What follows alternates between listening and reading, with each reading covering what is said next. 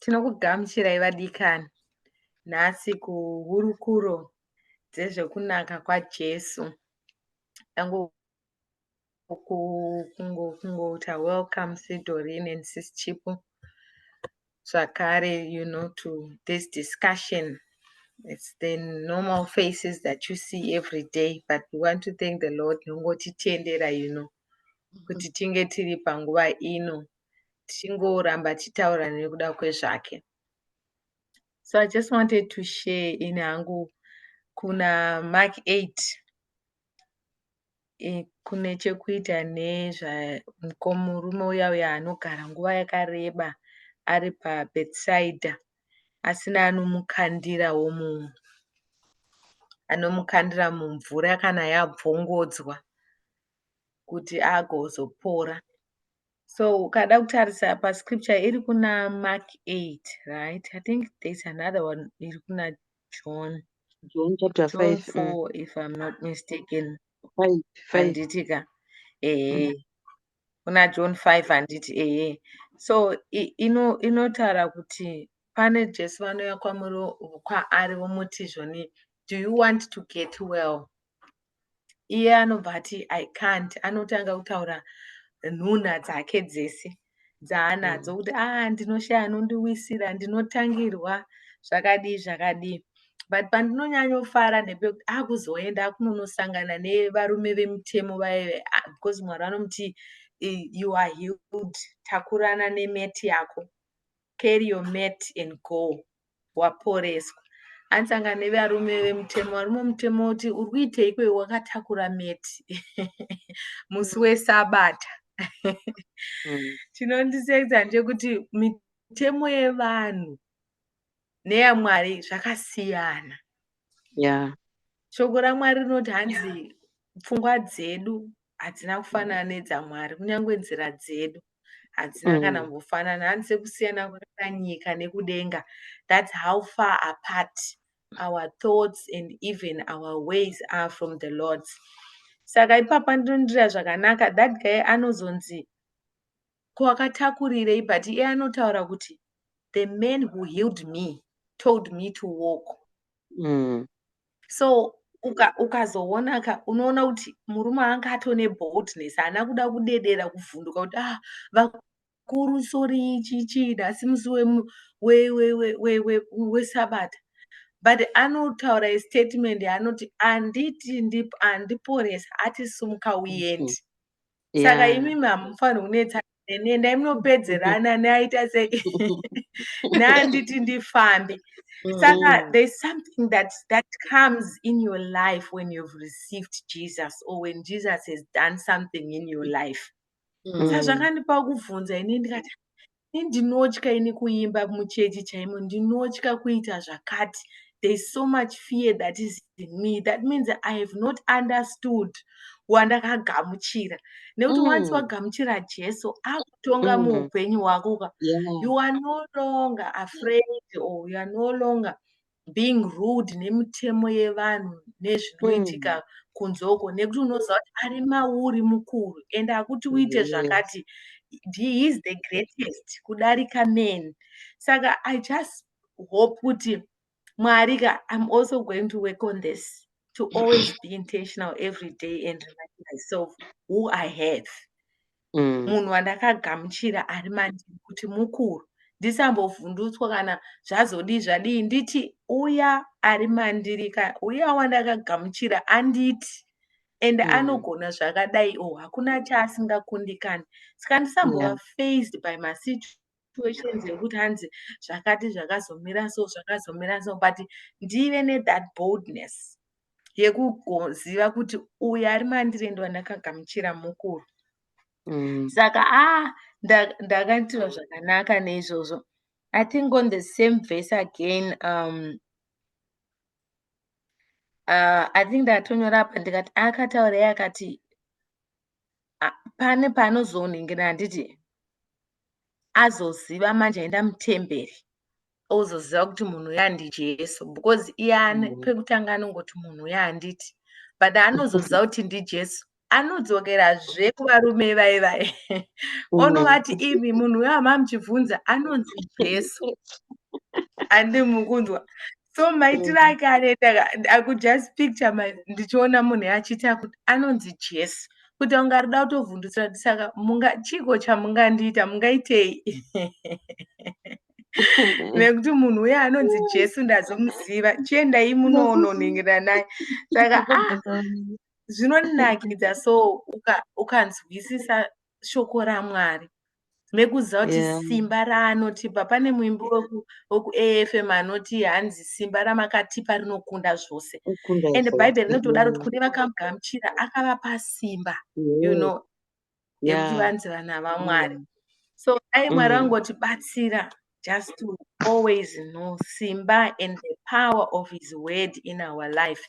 Nokuti shoko rinoti everything else shall pass away but the word of God shall remain.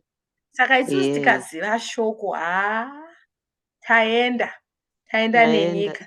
Saka menu mune zvakamira sei vadikani zviri kukuitirai Mwari neshoko ramuri kugonzwa kuitirawo zvakanaka. Tichingosheya pano. Indaitirwa zvakanaka. Ndabva ndangofunga nyaya yemurume anonzi Batimeyo. Ndifunga akanga atonzwawo nenyaya yemurume uyu we38 years uyu. Akatoti vanhu ava ukata zvekutotamba navo vanotokudzivisa. Saka ndopaakatanga manje kwedu kumasvingo tinotokukwama. Akati mwanakomana waDhavhidhi achiita noise. Vakati iwe nyaya iye akati hazvitombokana. Ndinoona kuti akanga atombonzwa kuti kune murume akanga aita 38 years akagara pabeside. Saka iye akatoti kana. Ava vanhu vatodi ukataura zvekutamba utokuya wakadaro vasingaoni.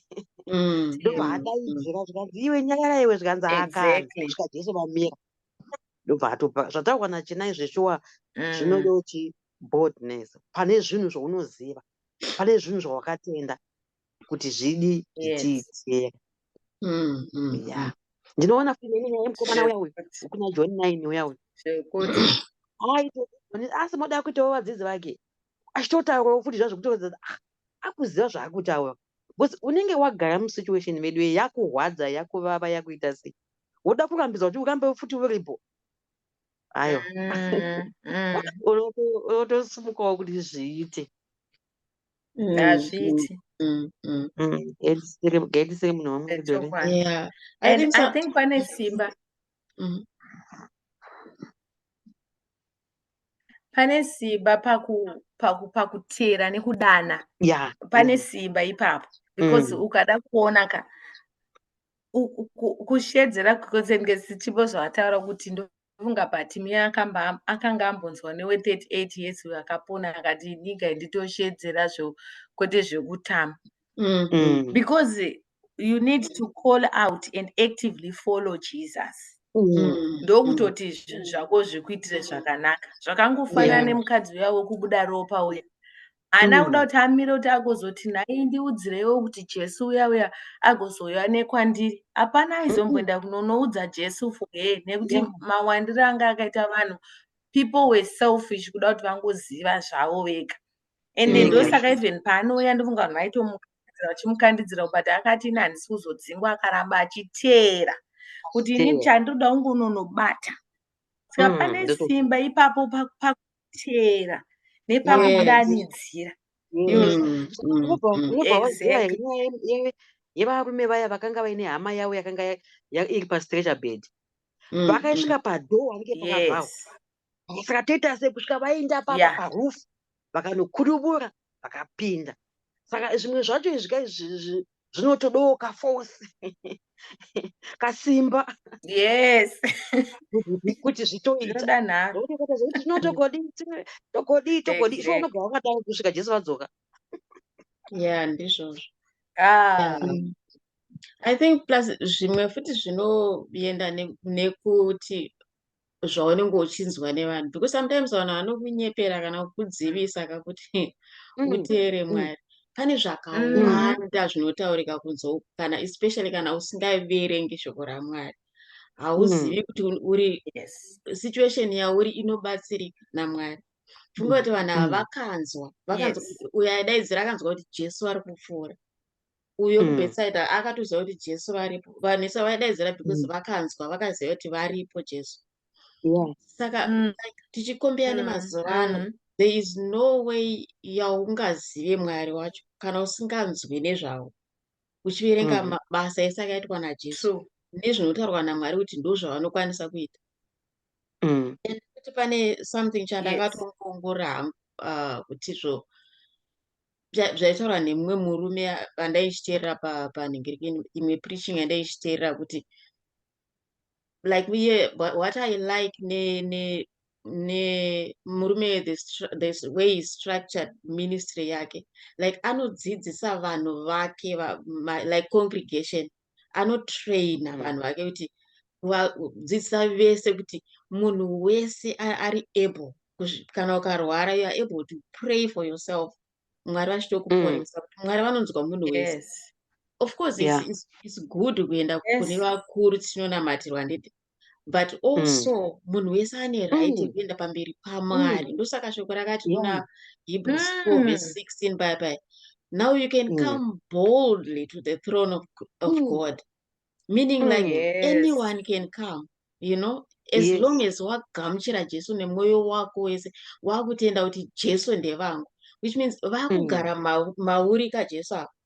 So une right yekuvakumbira. Shoko rinoti hanzi kune avo vese vakamugamuchira. Pane imwe version yanoda kuti hanzizvo vakapiwa right yekunzi vana vaMwari. Saka imagine, which means all the rights eumwana waMwari waanawo.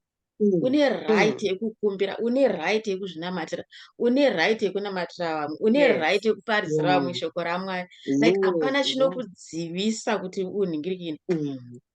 Plus it's not kuti you must be arrogant kana kuti you must be rebellious kune leadership. Zvakati asi zvandiri kurevera izvozvo.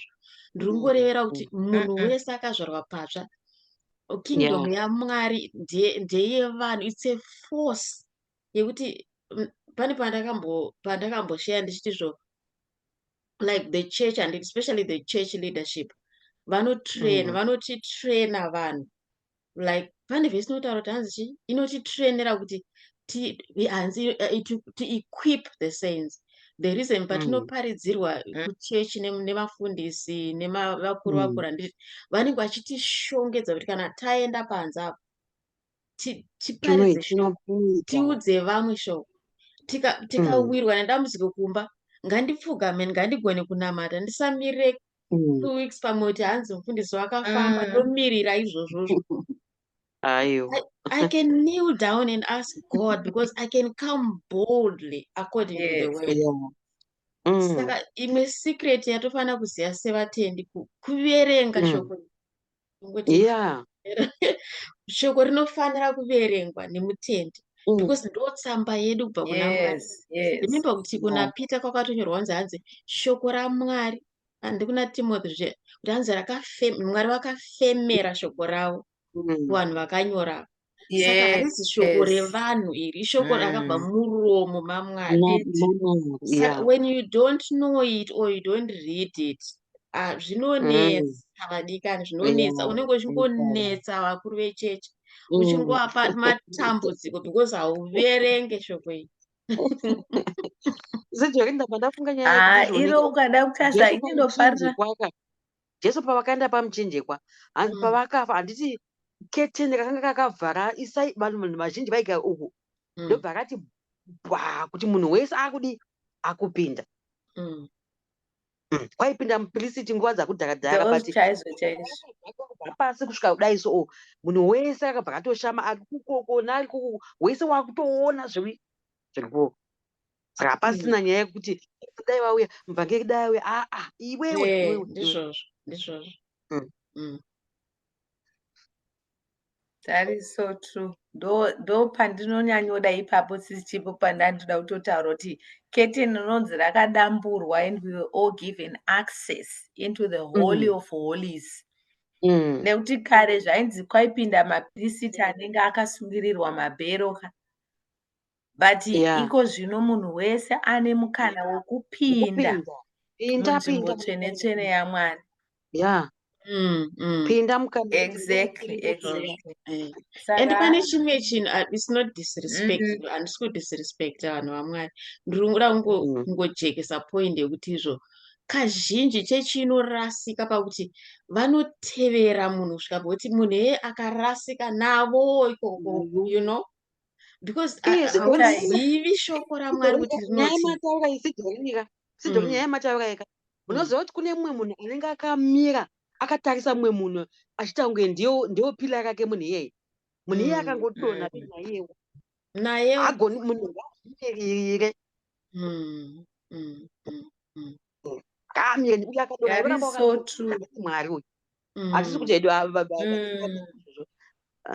ndizvozvo but kana kune vanhu vanotomira nemunhu kutoti That is so true. ndiye mendo wangu munhu asiri mupasta womira naye munhu iye akadona naiyewo otoona asa kunamata kwacho hakuiti aizvo munhu kawo.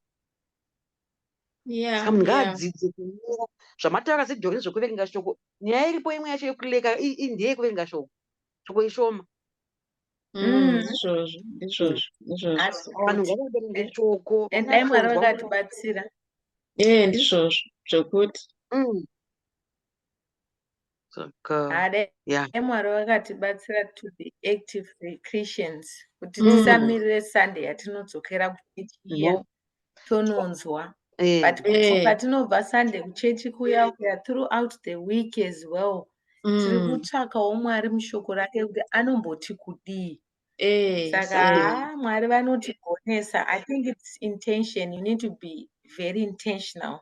Kutanga kuziva kuti I need to know more. Nekuti pane panotaura shoko pai kuti hanzi ibasa raMwari kukonsila zvakavanzika zveumambo ende ibasa revanhu kuti vatsvage nokuda kwezvakavanzika zveumambo hwaMwari.